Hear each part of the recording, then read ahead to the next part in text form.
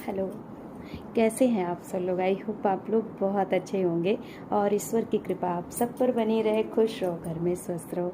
तो आज आप लोग देख रहे होंगे वो कुछ तैयार व्यार हूँ। तो जी हाँ, मैं अभी कुछ शॉर्ट वीडियो डाल रही थी, इसलिए मैं तैयार हो गई थी। और पता है, जस्ट मेरे यहाँ एक लेडीज़ आ गई थी, मतलब बाहर। तो उन्होंने मुझसे क्या कहा पता है, आज आप इतना तैयार व्यार क्यों हैं। तो हमने कहा बस मन किया तो तैयार हो गए। काहे हम सोचा शायद का तो जात आ रही हो का। मैं कहा नहीं, मैं कहीं नहीं जा रही थी।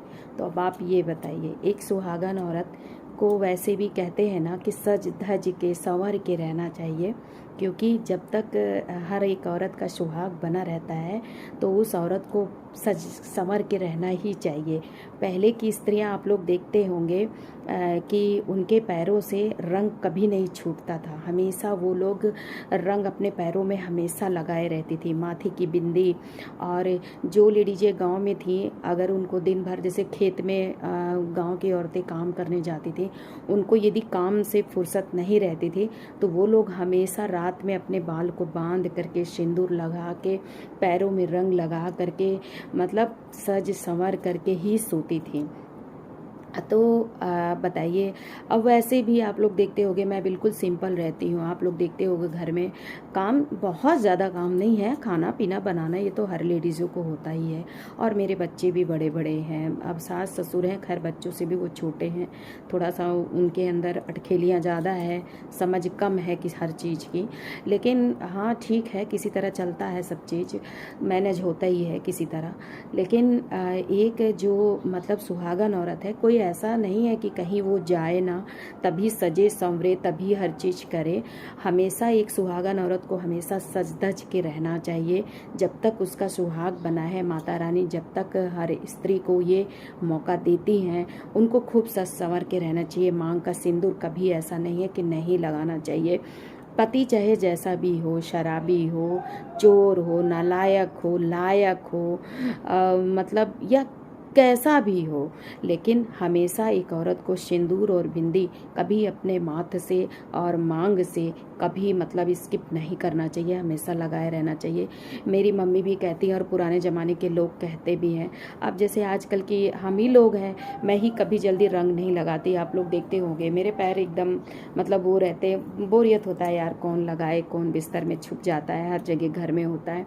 लेकिन आज भी गांव देहात की औरतें हमेशा रंग लगा करके अपने पैरों में रखती हैं। तो यही चीज़ तो है, जब तक सुहाग बना है ना तो सज संवर के रहना ही चाहिए। ऐसा नहीं है कि कहीं हम जाएं तभी सज संवर के जाएं, नहीं।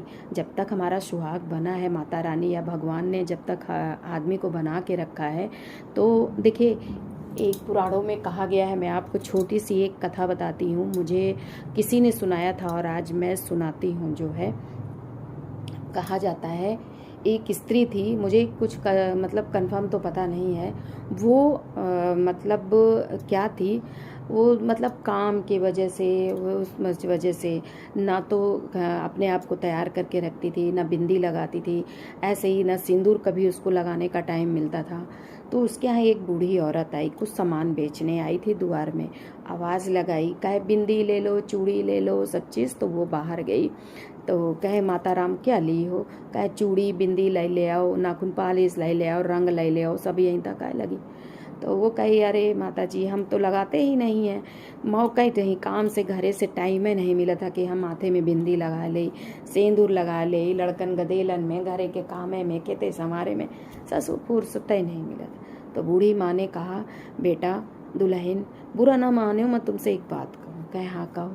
कहे बेटा, जब तक तुम्हारा आदमी बना है, सुहाग बना है, तो मांग के सिंदूर, माथे के बिंदी कतौ हटावे न चाहिए, और हाथे का चूड़ी और पैरे का बिछिया, ये चीज़ कतौ न करो कि यही का हटाओ, यही का पहने रहो बिटिया दुल्हन, ऐसा ना करे चाहिए। तो कहती ये लोग तो और ज्ञान देते रहते हैं, जब देखो तो आ गए, ऐसे उसने बोल दिया। ठीक है, और वो ऐसे ही करती थी। तो कहीं ना कहीं भगवान ने सुना कि लो, जब तुम्हें सादा ही मांदा रहना है। एक मिनट, फ़ोन आ रहा है, तो अभी किसी का फ़ोन आ गया था, बस उसी में मैं बिज़ी हो गई थी। तो वही कह रहे थे कि जो है फिर भगवान ने ऐसा ऐसा किया कि चलो ठीक है, तुम्हें सादे मादा रहना है तो फिर ठीक है, तुम सादे मादा रह लो, ठीक है। तो फिर वो सादे मादा ही रहने लगी। भगवान ने उसके आदमी को बीमार कर दिया और वो इस संसार को छोड़ के चला गया। वो हाय हाय करने लगी, रोने लगी। तो यही होता है कि जब तक सुहाग बना था, न तो वो माथे में बिंदी लगाती थी, न मांग में सिंदूर डालती थी, न हाथ में चूड़ी डालती थी। तो भगवान ने कहा जब तुझे कुछ श्रृंगार ही नहीं करना तो तुझे हस्बैंड की ज़रूरत क्या है। तो वो चला गया, रोने लगी, सादा मादा रहने लगी। तब जाके उसने मतलब बहुत रोई, बहुत रोई। रोते रोते रोते वो एक मंदिर के पास बैठ गई, और जिस मंदिर में गई वहाँ पर जो है माता रानी का मंदिर था।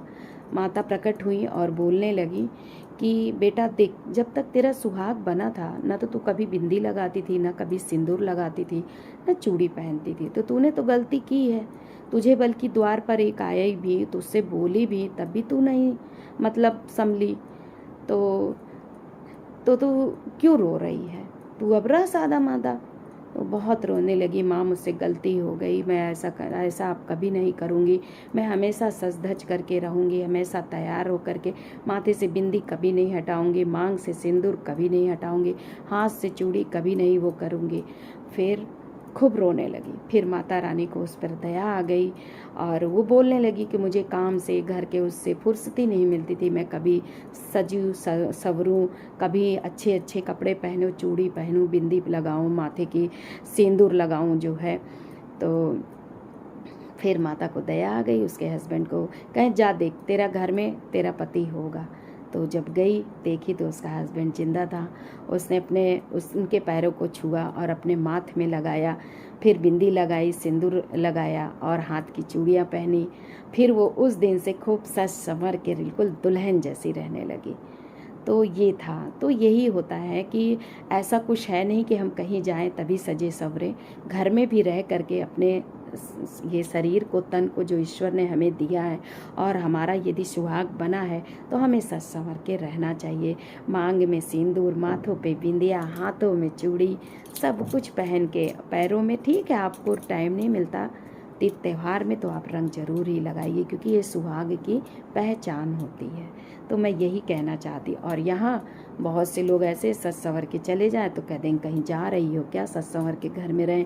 तो बहुत से लोग तो बोल भी देते हैं लीपी पोती डहरिया, सजी बजी मेहरिया, है ना। तो ठीक तो है भाई, लीपी पोती डहरिया, भाई कच्चा घर है तो उसको लीपो पोतोगे तो बहुत अच्छा लगेगा। वैसे एक औरत भी है, सज संवर के रहेगी तो कितनी सुंदर लगेगी, वो लगेगी कि सुहागन है ना। तो बस मैं यही कहना चाह रही थी कि माता रानी सब की सुहाग को बना के रखें, और जब तक हमारे पास ये है हम खूब सज संवर करके रहें, ताकि हमारा सुहाग जो है सुहागन ही जाए, है ना। वो स्त्री बहुत ही मतलब भाग्यशाली होती है जो सुहागन इस मतलब धरती से जाती है, बहुत ही अच्छे पुण्य करी रहती है ना। तो चलिए ठीक है, रखते हैं, नेक्स्ट वीडियो में, नेक्स्ट ब्लॉग में फिर मिलते हैं। तब तक के लिए बाय बाय। और मेरी वीडियो अच्छी लगे तो प्लीज़ लाइक ज़रूर दे दीजिएगा, और आप भी सज संवर के रहिए, अच्छा लगता है। ये तन भगवान ने दिया है तो इसको सज संवार करके रखना चाहिए, है ना। बाय बाय, जय माता।